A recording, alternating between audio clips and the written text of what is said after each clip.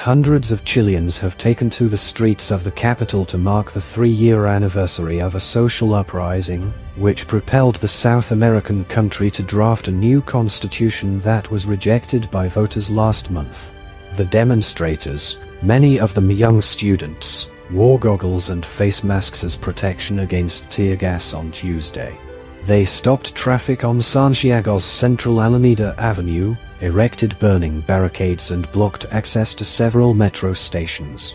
Police deployed 25,000 officers and used water cannons to disperse the protesters. Many shops closed early, or did not open at all, while schools sent students home early.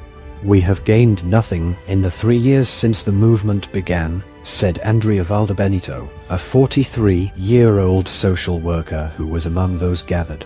The third anniversary of the social revolt comes after 62% of Chile's electorate in early September rejected a new constitution, which had been drafted by a largely left-wing constituent assembly. A majority of Chileans in October 2020 voted for a new constitution to replace the one dating back to the dictatorship of General Augusto Pinochet.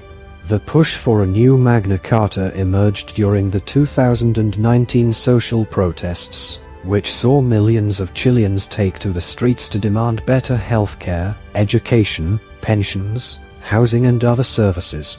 More than 24 people were killed and more than 400 others suffered eye injuries, while more than 3,100 complaints of human rights violations by police were reported. Chile's President Gabriel Boric, a former student leader who had backed the 2019 protests and the constitution writing process, on Tuesday called for a new social dialogue to give shape to much-needed reform. The 2019 protest movement was an expression of pain and fractures of our society, Boric said in recorded comments.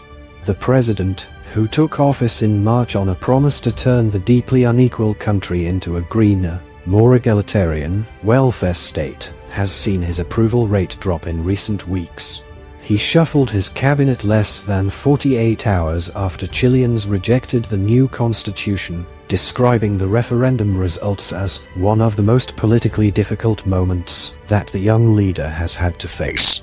But on Tuesday, Boric promised not to let the 2019 protesters' demands go unheeded. The social unrest expressed and brought a lot of pain and has left huge consequences, he said.